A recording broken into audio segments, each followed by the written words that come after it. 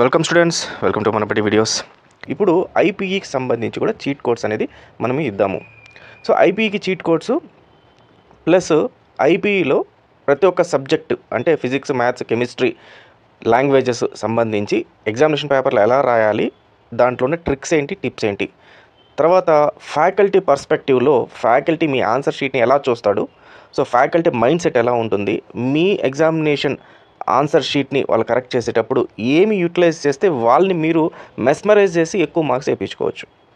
తర్వాత ఎగ్జామ్ ముందు రోజు మీరు ఎలా ఉండాలి, ఎగ్జామ్ అయిపోయిన తర్వాత ఎలా ఉండాలి, నెక్స్ట్ డే ఎగ్జామినేషన్కి ఎలా ప్రిపేర్ అవ్వాలి, సో ఇవన్నీ కూడా మనం ఈ వీడియోలో కవర్ చేయడం జరుగుతుంది. సో వీడియోని ఎక్కడ కూడా మీరు స్కిప్ చేయకండి. ఫస్ట్ టైం వచ్చిన యూజర్స్ ఖచ్చితంగా మన ఛానల్ సబ్స్క్రైబ్ చేసుకోండి, ఫాలో అవ్వండి. ది బెస్ట్ వీడియోస్ మీకు అందించడానికి అయితే చాలా ట్రై చేస్తున్నాము. ప్లస్ మీ రేపు పొద్దున ఇంజనీరింగ్ జాయిన్ అవడానికి కానీ, లేకపోతే సెకండ్ ఇయర్కి వచ్చే స్టూడెంట్స్ కానీ, ఇంటర్మీడియట్ నుంచి, సో వీళ్ళందరికీ కూడా మంచి వీడియోస్ అయితే ఉంటుంది. సో ఫైన్ స్టూడెంట్స్, సో ఇంకోటి మోస్ట్ ఇంపార్టెంట్, చాలామంది పేరెంట్స్ కూడా లాస్ట్ టైం చీట్ కోడ్స్ పెట్టినప్పుడు తిడుతూ కామెంట్స్ పెట్టారు.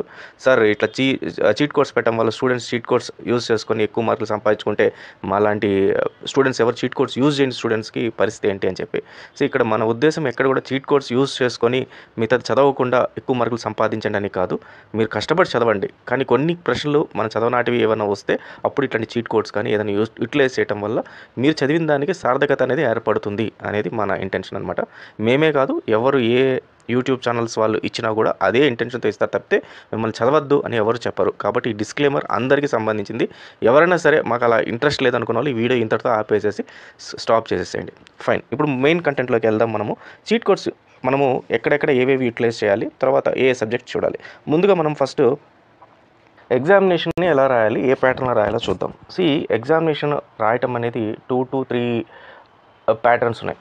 ఫర్ ఎగ్జాంపుల్, మీరు బాగా చదివి ఎగ్జామినేషన్కి వెళ్ళారు. మీకు క్వశ్చన్స్ చూస్తే 70 to 80% అన్నీ వచ్చేసాయి. ఇంకా కొన్ని మీకు 20 to 30% రావు అనుకుందాం. ఇది ఒక కేటగిరీ ఆఫ్ స్టూడెంట్స్. ఇలా కాకుండా 50% మీకు అక్కడ క్వశ్చన్స్ వచ్చాయి, ఇంకా 50% రావు. సో ఇది సెకండ్ కేటగిరీ ఆఫ్ స్టూడెంట్స్ అనుకుందాం. So first category of students, so A B C అని ఉంటాయి. ఇక్కడ దీంట్లో మీరు ఏం చేయాలంటే ఆర్డర్ వైజ్ రాసేసేయాలి. సెక్షన్ ఏ స్టార్ట్ చేసేసుకొని ఆర్డర్ వైజ్ 1 2 3 4 5 6 7 8 9 10 రాయాలి. ఇక్కడ ఒక చిన్న ట్రిప్ అనుకోండి, లేకపోతే హ్యాక్ అనుకోండి. ఫర్ ఎగ్జాంపుల్, మీరు 10 క్వశ్చన్స్ ఉన్నాయి. 10 క్వశ్చన్స్లో మీకు 6th క్వశ్చన్ అనేది సరిగ్గా రాదు అనుకోండి.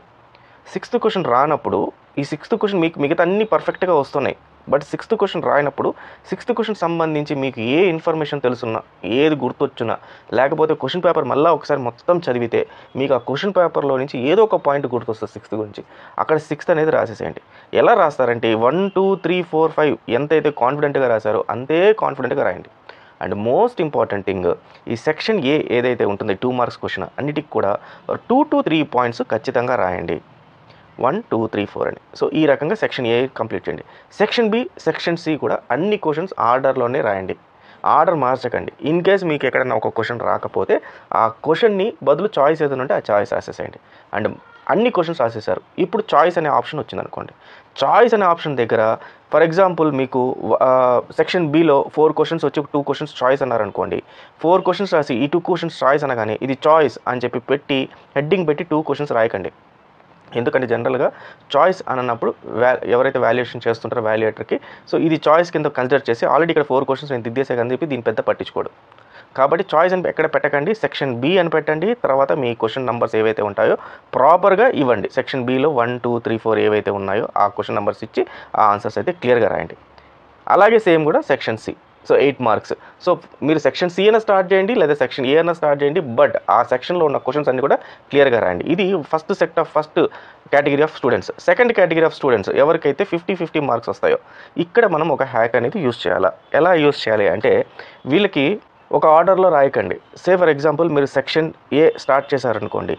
1 2 3 క్వశ్చన్స్ మీకు వచ్చు, 4th క్వశ్చన్ రాదు, లేదంటే 4 క్వశ్చన్స్ వచ్చు, 5th క్వశ్చన్ రాదు అనుకోండి. సారీ. సో దీని ఆర్డర్లో రాయకుండా మీరు 2 3 తర్వాత 1 అని ఇలా రాసుకుంటారండి. తర్వాత 5th రాయండి. ఈ 3 క్వశ్చన్స్ ఏవైతే ఉంటాయో ఇది పర్ఫెక్ట్గా వచ్చి ఉండాలి. అంటే ఇవి చూడగానే వీడికి పర్ఫెక్ట్గా వచ్చు ఆన్సరు అని మీకు 2కి 2 మార్క్స్ పడిపోవాలి ఇక్కడికి. ఇప్పుడు ఈ 5th క్వశ్చన్ దగ్గరికి వచ్చేసరికి ఏమవుతుందంటే దీనికి అలా పెట్టారు. సో ఆల్రెడీ ఈ 3 క్వశ్చన్స్ని దిద్దిన ఆ వాల్యుయేటర్ మైండ్ సెట్ ఎలా ఉంటుందంటే, ఓకే ఇతను చాలా పర్ఫెక్ట్గా రాశాడు, స్టెప్స్ రాశాడు, కరెక్ట్ ఆన్సర్ రాశాడు కాబట్టి ఇది కూడా అట్లానే ఉంటుంది అని చెప్పి ఈయన అక్కడ కావాల్సిన పాయింట్ చెక్ చేసుకుంటాడు.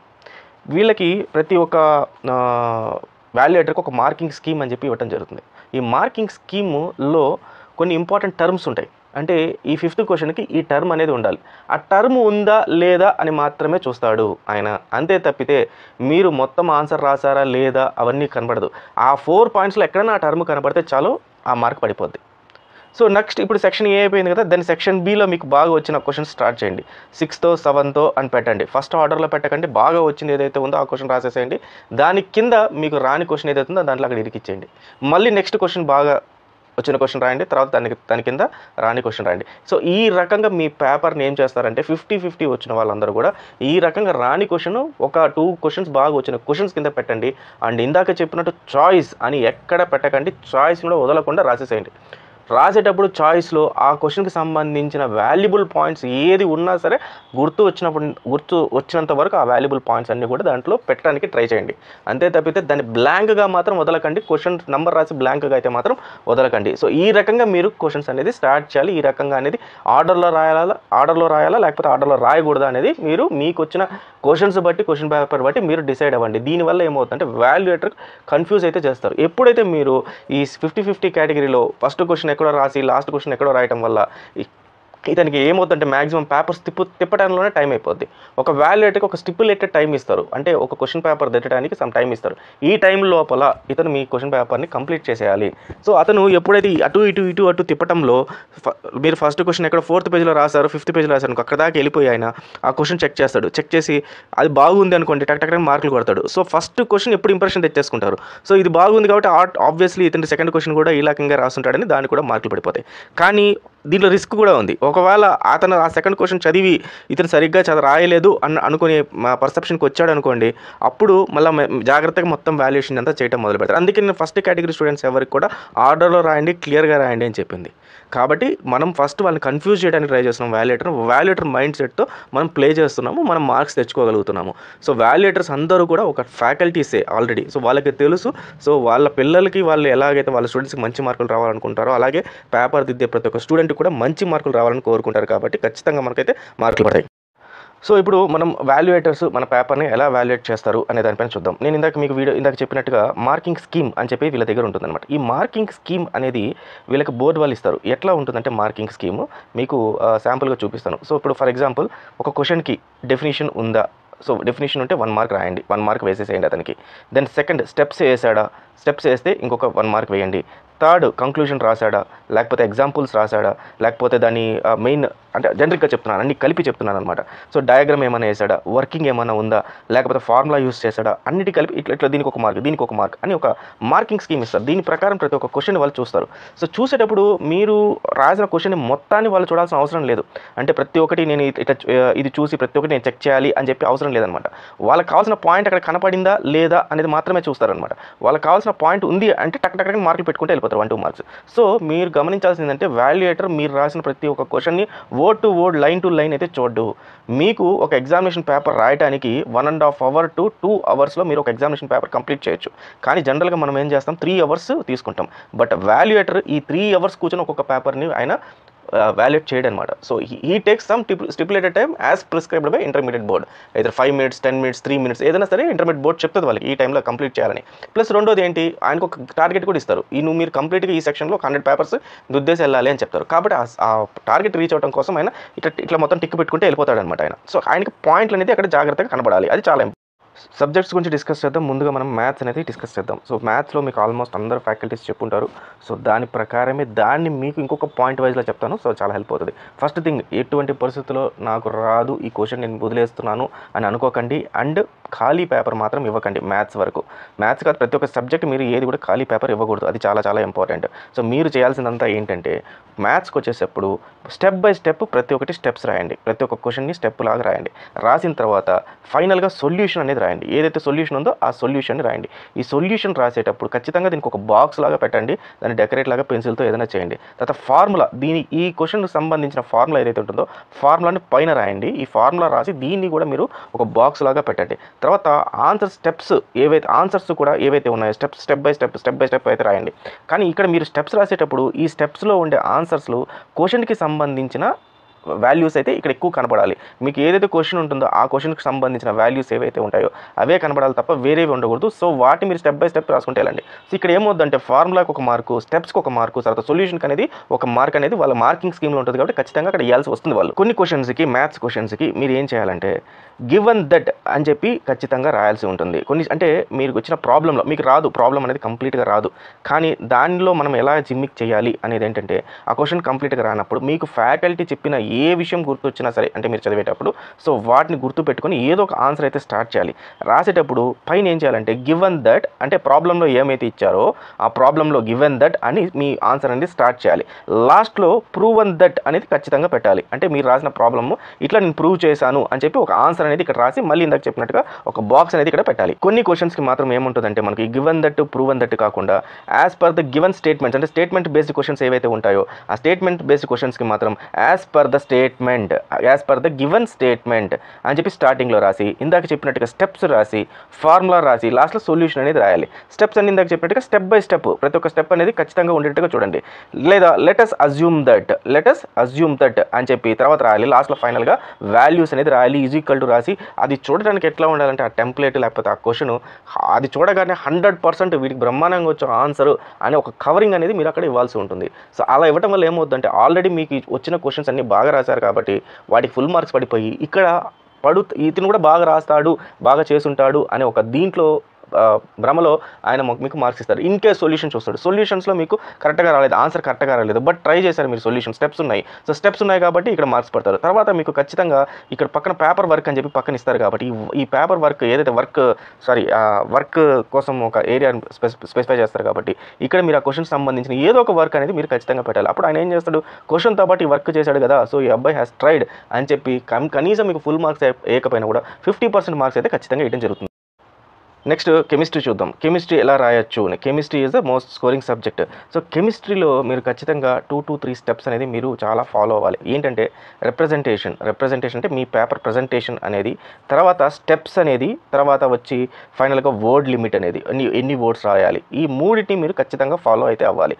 సో ముందుగా మనం రిప్రజెంటేషన్ అంటే ఏంటంటే మనం ఎలా ప్రజెంట్ చేస్తున్నామో మన పేపర్ని, మన కెమిస్ట్రీ పేపర్ని, దాన్ని రిప్రజెంటేషన్ అంటారు. సో కెమిస్ట్రీ పేపర్ ఆల్రెడీ నేను ప్రీవియస్ వీడియో చెప్పాను. నాట్ ఓన్లీ కెమిస్ట్రీ, దేనికైనా సరే డయాగ్రామ్స్, తర్వాత మనం రాసే టైటిల్, దాని డెఫినేషను, తర్వాత ఫార్ములా, అబౌట్ లాస్, ఇవన్నీ కూడా ఫస్ట్ మనం హైలైట్ చేసేయాలి. సో లాస్ అని ఏదైనా ఉందనుకోండి, ఆ లా ఏదైతే ఉందో లా పెట్టేసి దాని కింద క్లియర్గా ఒక అండర్లైన్ గీసేసి తర్వాత మనకు కావాల్సిన ఏదైతే వర్క్ ఉందో ఆ వర్క్ని స్టెప్ బై స్టెప్ వేసుకుంటూ వచ్చి ఫైనల్గా దానికి సంబంధించిన డయాగ్రామ్ ఏదైతే ఉంటుందో ఆ డయాగ్రామ్ క్లియర్గా బ్రహ్మాండంగా వేసి దీనికి మళ్ళీ ఇక్కడ ఈ పెన్సిల్తో డయాగ్రామ్ వేస్తే పెన్తో దీన్ని మార్కింగ్ చేసి చూడటానికి ఏంటంటే బ్రహ్మాండమైన ప్రజెంటేషన్ అనేది మనం ఇక్కడ క్రియేట్ చేయాల్సి ఉంటుందన్నమాట. Then coming to steps. So steps ఎలా ఉండాలి కెమిస్ట్రీలో, ఏమేమి స్టెప్స్ మనము ఎలా యూజ్ చేయాలి. సో కెమిస్ట్రీలో జనరల్గా ఏదన్నా సరే మీకు లాస్ గురించి కానీ లేకపోతే ఏదైనా ప్రాబ్లమ్స్ గురించి ఇచ్చారనుకోండి, సే ఫర్ ఎగ్జాంపుల్ కోల్రాష్ట్ర అనేది ఏదైనా ఉంది కదా, దానికి సంబంధించి మీకు అడిగారు అనుకోండి. సో అప్పుడు ఏం చేయాలి, ఫస్ట్ అబౌట్ లా, ఆ లా గురించి రాయాల్సి ఉంటుంది, తర్వాత దాని డెఫినేషన్ గురించి రాయాల్సి ఉంటుంది. సో దాన్ని క్లియర్గా అండర్లైన్ చేసి దాని పాయింట్స్ రాస్తాం. తర్వాత దాని ఫార్ములా రాయాల్సి ఉంటుంది, ఆ లాకి సంబంధించిన ఫార్ములా ఏదైతే ఉంటుందో అది రాయాల్సి ఉంటుంది. తర్వాత ఎగ్జాంపుల్ రాయాల్సి ఉంటుంది, దానికి సంబంధించిన ఏదైనా ఎగ్జాంపుల్, ఆ లాకి సంబంధించిన ఎగ్జాంపుల్. దెన్ ఫోర్త్, ఈ లాని ఎక్కడెక్కడ అప్లై చేస్తాము అని రాయాల్సి ఉంటుంది. సో దీనికి ఒక 1 మార్క్, దీనికి ఒక 1 మార్క్, దీనికి ఒక 1 మార్క్, దీనికి ఒక 1 మార్కు, వాళ్ళకి ఆ మార్కింగ్ స్కీమ్లో ఉంటాయి. ఆ 1 మార్క్స్ తీసుకొచ్చి మీకు ఇక్కడ పెట్టేయడం అనేది జరుగుతుంది. నెక్స్ట్ ఫైనల్గా వర్డ్ లిమిట్. ఎంత వర్డ్ లిమిట్ రాయాలి కెమిస్ట్రీలో, మనం ఎన్ని వర్డ్స్ రాయాలి, ఒక క్వశ్చన్ ఎంత పెద్దది రాయాలి. జనరల్గా 8 మార్క్స్ క్వశ్చన్ ఏదైతే ఉంటుందో 2 పేజెస్ నుంచి 2 to 2.5 పేజెస్ మ్యాక్స్, దీనిపైన మీరు ఎక్కువ చేయకండి. దెన్ 2 మార్క్స్ క్వశ్చన్ తీసుకుంటే 4 పాయింట్స్ మ్యాక్స్ 4 పాయింట్స్ రాయాలి. నేను ఇందాకే చెప్పాను, ఇక్కడ వీళ్ళకి మార్కింగ్ స్కీమ్లో 2 మార్క్స్ క్వశ్చన్కి సంబంధించి ఇంపార్టెంట్ వర్డ్స్ కొన్ని వాళ్ళకి ఇచ్చేస్తారు. ఈ వర్డ్స్ ఉన్నాయా లేవా ఆ క్వశ్చన్లో చూసుకోండి అంటారు. అవి ఉంటే మీకు మార్కులు పడతాయి, అవి లేవు అనుకోండి మార్కులు పడవు. కాబట్టి మీరు ఎంత ఎక్కువ రాసినా ఆ పాయింట్ కోసం వాళ్ళు వెతకడం చేస్తారు. కాబట్టి ఎక్కువ రాసి టైం వేస్ట్ చేయకండి, 4 పాయింట్స్ రండి. ఈవెన్ 8 మార్క్స్ క్వశ్చన్ కూడా కొంతమంది ఏం చేస్తారు, స్టూడెంట్స్ 8 మార్క్స్ బాగా వస్తే 3 పేజీలు 4 పేజీలు రాస్తారు. మీరు మీరు 4 పేజీలు రాసినా, 3 పేజీలు రాసినా, 2 పేజీలు రాసినా మీకు మాక్సిమం మార్కులు పడేది 8 మార్క్సే. మీరు ఒక క్వశ్చన్ 4 పేజీలు రాసి నెక్స్ట్ క్వశ్చన్ ఒక పేజీ రాసి దాన్ని సరిపెట్టారనుకోండి, ఆటోమేటిక్గా ఆ ఇంప్రెషన్ అనేది వాల్యుయేటర్కి తగ్గిపోద్ది. సో ఇతను ఏదో మనల్ని బ్లఫ్ చేస్తున్నాడు, ట్రిక్ చేస్తున్నాడని అర్థం చేసుకుంటాడు. కాబట్టి మీరు ఫస్ట్ ఏదైతే 2 పేజెస్ రాస్తున్నారో బాగా వచ్చిన క్వశ్చన్ని, సెకండ్ మీకు రాని క్వశ్చన్ని కూడా 1 నుంచి 1.5 పేజ్ రాసే దీంట్లోనే మీరు ఆ మెథడాలజీ అంతా ఇది మెయింటైన్ చేస్తూ రావాల్సి ఉంటుందన్నమాట. అంతే తప్ప మీకు వచ్చిన దాన్ని ఎక్కువ రాసేసి రాని దాన్ని తక్కువ రాయడం వల్ల డెఫినెట్గా మీరు దొరికిపోతారు. So this is about all chemistry. Then physics is more or less same chemistry లాగే ఉంటుంది. సో మీరు ఆ క్వశ్చన్ నెంబర్స్ ఏవైతే షార్ట్ ఆన్సర్స్ ఉంటాయో ఆ షార్ట్ ఆన్సర్స్ అన్నీ కూడా 1, 2, 3, 4 ఆర్డర్లో ఖచ్చితంగా అయితే రాయండి. తర్వాత ప్రతి ఒక్క క్వశ్చన్కి సంబంధించిన డయాగ్రామ్స్ని ఎక్కువ ట్రై చేయండి యూజ్ చేయడానికి. ఎక్కడెక్కడ అవసరం అవుతుందో అక్కడంతా కూడా డయాగ్రామ్స్ యూజ్ చేయండి. ఫార్ములాస్ యూజ్ చేయండి. ఫార్ములాస్ రాస్తే మీకు ఆన్సర్స్ కరెక్ట్గా ఉన్నా రాకపోయినా కూడా ఈ ఫార్ములాకి మీకు ఖచ్చితంగా మార్కులు అయితే సగం మార్కులు అయితే ఈజీగా పడిపోతుంది. తర్వాత షార్ట్ ఆన్సర్స్ ఏవైతే ఉన్నాయో ఇవి సీక్వెన్స్లో రాయండి. దెన్ మీరు రాసిన ప్రతి ఒక్క దానికి స్టెప్స్ అనేది ఖచ్చితంగా అయితే ఫాలో అవ్వండి. కంక్లూజన్ అయితే ఇవ్వండి. తక్కువ స్పేసే యూటిలైజ్ చేయండి, తక్కువ టైం యూటిలైజ్ చేయండి. తక్కువ టైంలోనే ఇంపార్టెంట్ వర్డ్స్ అన్ని రాయండి. దెన్ మోస్ట్లీ మీకు గుర్తు రాకపోతే ఏ క్వశ్చన్ అయినా సరే, ఇందాక చెప్పినట్టు category A and category B students వాళ్ళు ఈ బాగా రాసిన క్వశ్చన్ ఏదైతే ఉందో దాని కింద ఈ క్వశ్చన్ని రాయడానికి ట్రై చేయండి. అండ్ దానికి సంబంధించి బాగా ఆలోచించి మీకు గుర్తొచ్చిన ఏదో ఒక ఇంపార్టెంట్ వర్డ్, ఏదో ఒక డయాగ్రామ్ ఆ క్వశ్చన్కి రిలవెంట్గా ఉండేటట్టుగా దానికి సంబంధించి రాయటం నేర్చుకోండి. సో ఇలా ఈ రకంగా మీరు physics and chemistry more or less సేమ్గా యూటిలైజ్ చేసుకుంటే మీకు ఫిజిక్స్లో కూడా మంచి మార్కులు అయితే పడతాయి. దెన్ లాంగ్వేజెస్ చెప్తాను. సో లాంగ్వేజెస్లో మనకి టైం లేదు కాబట్టి ఇంత డిస్క్రిప్టివ్గా ప్రతి ఒక్కదానికి చెప్పడానికి నేను ప్రతి ఒక్క సబ్జెక్ట్ చెప్పట్లేదు, మెయిన్ పాయింట్స్ అయితే చెప్తున్నాను. సో మనకి English, Sanskrit and Telugu main languages ఏదైతే ఉంటాయో అవన్నీ కూడా మీరు ఖచ్చితంగా తెలుగు తీసుకున్నాం అనుకోండి, తెలుగు పద్యాలు గుర్తుపెట్టుకోండి. ఏ క్వశ్చన్ ఇచ్చినా కూడా దానికి సంబంధించిన ఒక పద్యం అయితే రాయడానికి అయితే ఖచ్చితంగా ట్రై చేయండి. దెన్ సీక్వెన్స్లో రాయండి. 1, 2, 3, 4 అండ్ సీక్వెన్స్లో రాయండి. క్వశ్చన్ పేపర్ ఏ ఫార్మాట్లో ఉన్నా కూడా, క్వశ్చన్స్ ఎన్ని ఉన్నా కూడా ఆ ఫార్మాట్లోనే క్వశ్చన్స్ అన్ని కూడా రాయండి. అంటే ఇప్పుడు ఫర్ ఎగ్జాంపుల్ క్వశ్చన్ 1, 2, 3, 4 అని ఇచ్చుకుంటే వెళ్ళారనుకోండి, ఇదే దీంట్లో మీరు ఈ క్వశ్చన్స్ కూడా మొత్తం రాయడానికి అయితే ట్రై చేయండి. దెన్ మిస్టేక్స్ ఏదైనా రాస్తే మీరు ఫర్ ఎగ్జాంపుల్ దీనికి సంబంధించి మిస్టేక్ రాశారనుకోండి, ఆ మిస్టేక్ పైన ఇట్లా కొట్టేయడం, సింగిల్ స్ట్రోక్ కానీ డబుల్ స్ట్రోక్ కానీ ఇలా కొట్టకండి. అది వదిలేసి కావాలంటే అదే పదాన్ని మళ్ళీ పక్కన రాయండి. ఎప్పుడైతే మీరు మిస్టేక్ రాసి ఆ పదాన్ని కొట్టేస్తారో వాల్యుయేటర్కి అదే దానిపైన ఆ సెంటెన్స్ పైన ఆ వర్డ్ పైన అతను చూపు వెళ్ళిపోతుంది. సో ఆటోమేటిక్గా క్వశ్చన్ మొత్తం కూడా చెక్ చేసే అవకాశాలు అయితే ఉంటాయి. సో క్వశ్చన్స్ సంబంధించిన పోయమ్స్ అయితే మర్చిపోకుండా రాయండి. అండ్ ఆ పోయమ్కి సంబంధించిన ఇన్వర్టెడ్ కామాస్ అయితే పెట్టండి. So more or less for English, Sanskrit and తెలుగుకి మొత్తం కూడా ఇదే రకంగా మీరు డెవలప్ చేయాలి. సో పంచుయేషన్ అనేది తక్కువ ప్రయారిటీ ఇవ్వడం జరుగుతుంది ఇవాళ రేపు కరెక్షన్లో. సో పంచుయేషన్ పైన ఎక్కువ చేయకండి.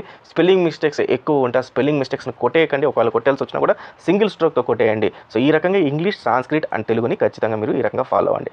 And now coming two papers. So ఎలా క్వశ్చన్ పేపర్ ఇవన్నీ సబ్జెక్ట్ సంబంధించి చీట్ కోడ్స్ అనుకోండి. నో ఇప్పుడు పేపర్స్ని మనం ఎలా చదవాలి, సో ఏం చదవాలి, ఏవి ఇంపార్టెంట్ క్వశ్చన్స్.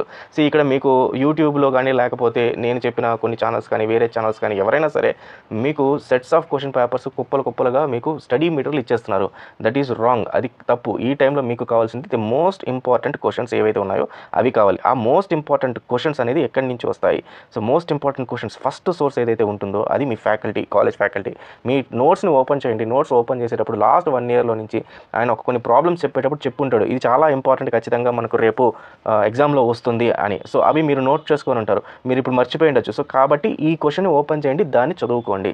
సో ఫ్యాకల్టీని పెట్టి ఇయర్ మనము ప్రిడిక్టెడ్ కానీ గెస్ పేపర్ కానీ ఏదైతే మన దగ్గర నుంచి వస్తుందో ఆ గెస్ పేపర్ని మీరు చదువుకోండి. సో అలాంటి సోర్సెస్ మనబడి అనేది ది బెస్ట్ సోర్స్ మీకు. ఎందుకంటే లాస్ట్ 15 ఇయర్స్ నుంచి కూడా మనబడి.co.inలో మీకు గెస్ పేపర్స్ అని చెప్పేసి వదలటం జరుగుతుంది. సో దీంట్లో వచ్చే క్వశ్చన్స్, దీంట్లో వచ్చే గెస్ పేపర్లో సంబంధించి 50 to 70% ఆఫ్ క్వశ్చన్స్ అన్నీ కూడా మనకు గెస్ పేపర్స్ నుంచి రావడం జరుగుతుంది. కాబట్టి గెస్ పేపర్స్ మనబడి.co.inలో ఖచ్చితంగా అయితే మీరు డౌన్లోడ్ చేయండి. So this is about all question papers. Now ఫైనల్గా మీరు ఎగ్జామ్ ముందు రోజు, ఎగ్జామ్ మరుసటి రోజు, ఎగ్జామ్ అప్పుడు ఏం చేయాలి? సో ఎగ్జామ్ ముందు రోజు ఉన్నారు, రేపు మరుసటి రోజు ఎగ్జామ్ ఉంది, ఈరోజు ఈవినింగ్ చదువుతున్నారు, ఇంకా మోస్ట్లీ 7, 7:30, 8 o'clock మీ చదవటం ఆపేసేయండి. జస్ట్ రిలాక్స్ అవ్వండి, ఏదైనా మంచి సాంగ్స్ వింటాము, లేకపోతే ఏదైనా మీకు నచ్చిన గేమ్ ఆడటము, లేకపోతే ఇంకేదైనా మూవీ చూడటము, ఏదో ఒకటి చేయండి. రాత్రంతా కూర్చొని చదవాల్సిన అవసరం లేదు. ఇన్ని రోజులు కష్టపడి చదివి రాత్రికి మీరు చదవగానే ఏమి మనకు కొత్తగా వచ్చేది ఏం లేదు. మ్యాక్సిమం ఒక 1 or 2 క్వశ్చన్స్ ఏదైనా మీరు మిస్ అవుతారు అంతే. సో రిలాక్స్ అవ్వండి. సో ఇప్పుడు నేను మీరు మూవీ చూడండి, గేమ్ ఆడండి చూడండి అన్నాను కాబట్టి రాత్రంతా చూడకుండా మీకు మినిమం 8 అవర్స్ ఆఫ్ స్లీప్ ఏదైతే ఉంటుందో దాన్ని కన్సిడర్ చేసి దాని రిమైనింగ్ టైం ఏదైతే ఉంటుందో ఆ రిమైనింగ్ టైంలో మిమ్మల్ని మీరు కూల్ చేసుకోండి. మరుసటి రోజు ఎర్లీ మార్నింగ్ లేండి, జస్ట్ మీరు రాసిన పాయింట్స్ ఏవైతే ఇంపార్టెంట్ టాపిక్స్ ఉన్నాయో ఒకసారి మొత్తం అంతా రివైజ్ చేసుకోండి. ఎగ్జామినేషన్ సెంటర్కి ఒక 1 అవర్ బిఫోర్ వెళ్ళండి. 1 అవర్ బిఫోర్ ఎగ్జామినేషన్ సెంటర్కి వెళ్ళి ఫీల్ ద ఎన్విరాన్మెంట్, అక్కడ ఉన్న ఎన్విరాన్మెంట్. ఎందుకంటే చాలా స్ట్రెస్ ఉంటుంది ఎన్విరాన్మెంట్ మన ఎగ్జామినేషన్ సెంటర్ పోయినప్పుడు. సో ఎన్నిసార్లు ఎగ్జామ్ రాసినా కూడా మనకు ఆ స్ట్రెస్ అనేది పోదు. 1 అవర్ బిఫోర్ పోతే ఆ స్ట్రెస్ అంతా పోయి కొంచెం రిలాక్స్ అనేది అవుతారు. ఈ 1 అవర్లో మీరు చేయాల్సిన ముఖ్యమైనది ఏంటంటే ఎటువంటి పరిస్థితుల్లో బుక్ అయితే ఓపెన్ చేయకండి. ఇదే మిమ్మల్ని చాలా టెన్షన్ తీసుకొచ్చేస్తుంది. పక్కన చూస్తే చాలామంది బుక్లు ఎత్తుకొని తెగ చదివేస్తుంటారు. అవసరం లేదు, చదవాల్సిన అవసరం లేదు. దెన్ ఫ్రెండ్స్తో కూడా ఏమీ డిస్కస్ చేయకండి. నాకు అది వచ్చు, నీకు ఏమొచ్చు, నీకు ఏం రాదు, నాకేం రాదు, ఇవి డిస్కషన్ అయితే అవసరం లేదు. ఇన్ కేస్ ఎవరైనా కూడా మిమ్మల్ని డిస్కస్ చేస్తుంటే చాలా స్మార్ట్గా డిప్లొమాటిక్గా అక్కడి నుంచి వెళ్ళిపోవడానికి అయితే ట్రై చేయండి. దెన్ కమింగ్ టు సెంటర్ లోపలికి వెళ్ళిన తర్వాత మీ ఎగ్జామినేషన్ మీది అంతే. మిమ్మల్ని మీరు గమనించుకోండి. తల ఒకసారి దించుకున్నారా, మీ ఎగ్జామ్ అంతా కంప్లీట్ అయ్యేదాకా తల పైకెత్తకండి. సో హ్యాండ్ రైటింగ్ ఎలా రాయాలి, ప్రెజెంటేషన్ ఎలా చేయాలనే దానికి సంబంధించిన వీడియో ఆల్రెడీ చేస్తున్నాను, దాని లింక్ ఇస్తాను. సో ఆ రకంగా మీ మొత్తం ఎగ్జామినేషన్ పేపర్ అంతా రాయండి. ఇందాక చెప్పిన చీట్ కోర్స్ అన్ని కూడా మీరు అప్లై చేయడానికి అయితే ట్రై చేయండి. ఎగ్జామినేషన్ అయిపోయింది, పేపర్ మీరు ఇచ్చారు. ఎగ్జామినేషన్ ఇన్ కేస్ మీకు తొందరగా అయిపోతే మిగతా టైం ఏదైతే ఉంటుందో ఆ టైం పక్కన వాళ్ళ గురించి ఆలోచించకండి. మీ ఎగ్జామినేషన్ పేపర్ని 4 to 5 టైమ్స్ మళ్ళీ రివైజ్ చేయండి. మీకు రివైజ్ చేసే కొద్దీ ప్రతిసారి కొత్త పాయింట్లు గుర్తొస్తాయి. ఆ కొత్త పాయింట్లను కూడా అక్కడ అకామిడేట్ చేయడానికి అయితే ట్రై చేయండి. ఎగ్జామినేషన్ అయిపోయింది, బయటకు వస్తారు. బయటకు వచ్చిన తర్వాత ఫ్రెండ్స్ అడుగుతూ ఉంటారు ఎలా రాసావు ఏంటి అనేది. అయిపోయిన ఎగ్జామ్ అయిపోయింది, ఇంకా దాని గురించి మనం డిస్కషన్ అనేది అనవసరం. దాని గురించి మీరు ఆలోచించడం కూడా అనవసరం అనమాట. రిజల్ట్ ఏదన్నా వస్తుంది మనకు, బట్ మనం రాసింది మనం స్ట్రాంగ్గా మనం కాన్ఫిడెంట్ కాబట్టి మంచిగా మాకు మార్కులు వస్తాయి, నీకు 60కి 60 వస్తాయి, 100కి 100 వస్తాయి అనే కాన్ఫిడెన్స్తో మీరు ఎగ్జామినేషన్ సెంటర్లో నుంచి బయటకు అయితే రాయండి. నేను ఇది రాయలేదు, నాకు తక్కువ వస్తాయేమో, అది రాయలేదు తక్కువ వస్తాయేమో, ఇవి ఏం అవసరం లేదు.